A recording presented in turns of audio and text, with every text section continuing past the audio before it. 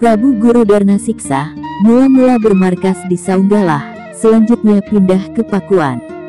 Dia mempersiapkan Rakeyang Jayadharma bermarkas di Pakuan untuk Putera Mahkota. Menurut Pustaka Raraja I Bumi Nusantara Parwa II Sarga III, Rakeyang Jayadharma merupakan menantu Mahisa Campaka di Jawa Timur karena beliau berjodoh dengan putrinya Mahisa Campaka bernama Diah Lembu Tal. Mahisa Campaka merupakan anak dari Mahisa Wongateleng, yang merupakan anak dari Ken Arok dan Ken Dedes dari Kerajaan Singhasari. Rakeyang Jayadharma dan Diah Lembu Tal berputera Sang Naraya Sanggrama Wijaya atau lebih diketahui dengan nama Raden Wijaya kelahiran di Pakuan. Dengan kata lain, Raden Wijaya merupakan turunan keempat dari Ken Angrok dan Ken Dedes. Rakeyang Jayadharma mati dalam usia muda sebelum dilantik dijadikan raja. Konon dia diracun oleh saudara kandungnya sendiri. Hasilnya Diah Lembu Tal tidak bersiap tinggal lebih lama di Pakuan, karena khawatir dengan keselamatan dirinya dan anaknya.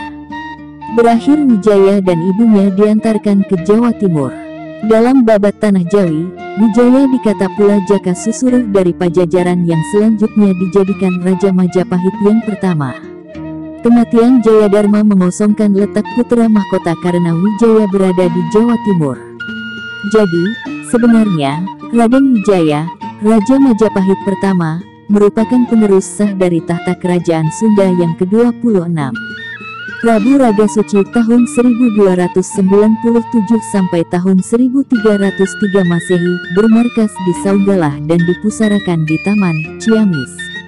Ragasuci sebenarnya bukan Putera Mahkota karena kedudukannya itu dijabat kakaknya Rakeyang Jayadharma.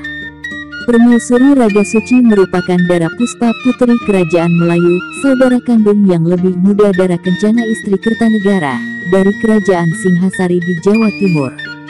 Prabu Citraganda tahun 1303 sampai tahun 1311 Masehi bermarkas di Pakuan.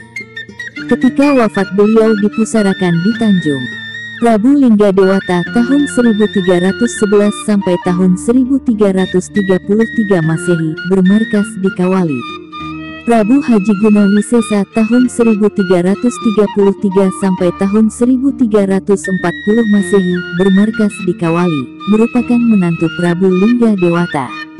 Hingga tahun 1482 Masehi pusat pemerintahan tetap berada di sana. Dapat dipercakapkan bahwa tahun-tahun 1333 sampai tahun 1482 Masehi merupakan zaman Kawali dalam sejarah pemerintahan di Jawa Barat dan mengenal 5 orang raja. Lain dengan Galuh, nama Kawali terabadikan dalam 2 buah prasasti batu peninggalan Prabu Erkya Wastu yang tersimpan di Astana Gede Kawali. Dalam prasasti itu ditegaskan Mangadek di Kuta Kawali, bertahta di kota Kawali, dan keratonnya di kata Surawisa yang dikemukakan untuk dalam Sipawindu Hurip keraton yang memberikan ketenangan hidup. Prabu Maharaja Lingga Buana tahun 1340 sampai tahun 1357 Masehi. Mangkubumi Suradipati atau Prabu Bunisora, saudara kandung yang lebih muda Prabu Lingga Buana. Berada yang mengatakan Prabu Kudalalean. Dalam babat Panjalu Kerajaan Panjalu Ciamis dikata Prabu Boros Gora. Selain itu beliau pun dijuluki Batara Guru di Jampang karena beliau dijadikan pertapa dan resi yang ulung. Prabu Raja Wastu atau Niskala Wastu Kancana tahun 1371 sampai tahun 1475 Masehi.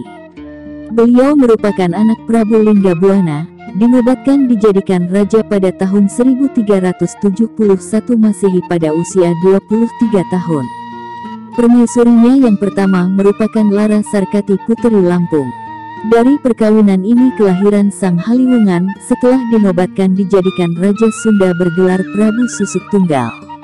Permaisuri yang kedua merupakan Mayang Sari Puteri Sulung Bunisora atau Mangkubumi Suradipati. Dari perkawinan ini kelahiran Ningrat Kancana setelah dijadikan penguasa Galuh bergelar Prabu Dewa Niskala.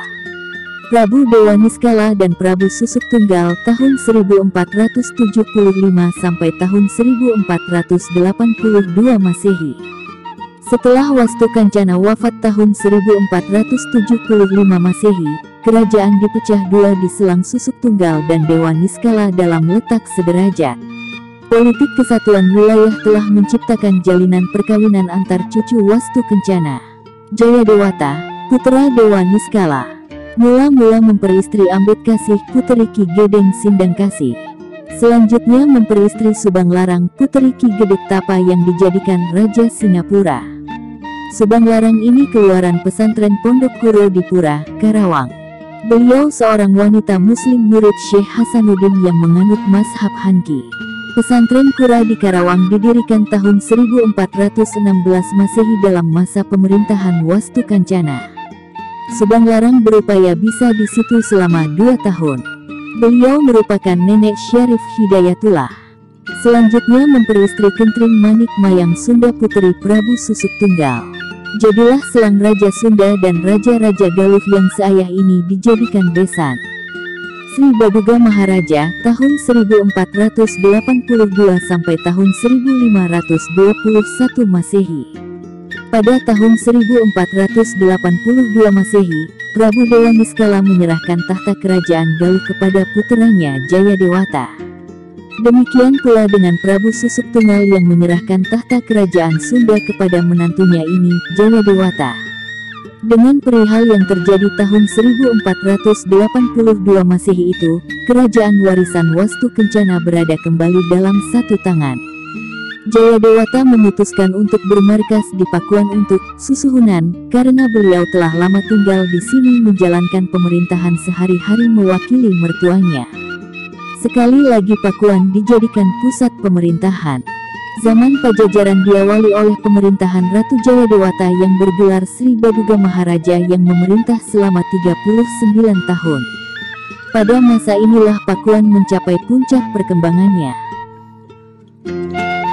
Sanjaya atau Rakeyan Jamri atau Prabu Haris Dharma, Raja kedua Kerajaan Sunda Galuh tahun 723 sampai 732 Masehi, dijadikan raja di Kerajaan Mataram kuno 732 sampai 760 Masehi. Beliau merupakan pendiri Kerajaan Mataram kuno dan sekaligus pendiri Wangsa Sanjaya. Raden Wijaya, penerus sah Kerajaan Sunda ke-26, yang kelahiran di Pakuan dan dikemudikan hari dijadikan Raja Majapahit pertama tahun 1293 sampai tahun 1309 Masehi. Memiliki darah Sunda dari kakeknya Prabu Guru Dharma Siksa yang merupakan Raja Galuh. Pada masa Pajajaran, berikut merupakan raja-raja Sunda yang memerintah di Pakuan Pajajaran. Sri Baduga Maharaja tahun 1482 sampai tahun 1521 Masehi, bertahta di Pakuan, Bogor sekarang. Surawisesa tahun 1521 sampai tahun 1535 Masehi, bertahta di Pakuan. Ratu Dewata tahun 1535 sampai tahun 1543 Masehi, bertahta di Pakuan. Ratu Sakti tahun 1543 sampai tahun 1551 Masehi, bertahta di Pakuan. Ratu Nilakendra tahun 1551 sampai tahun 1567 Masehi, meninggalkan Pakuan karena serangan Hasanuddin dan anaknya, Maulana Yusuf. Raga Mulia tahun 1567 sampai tahun 1579 Masehi, diketahui untuk Prabu Surya Kencana, memerintah dari Pandeglang. Berakhirnya zaman Pajajaran tahun 1482 sampai tahun 1579 Masehi, ditandai dengan diboyongnya Palangka Sliman Sliwacana, tempat duduk tempat penobatan tahta, dari Pakuan ke Surasowan di Banten oleh pasukan Maulana Yusuf. Batu berukuran 200 x 160 x 20 cm itu terpaksa diboyong ke Banten karena tradisi politik masa itu mengharuskan demikian.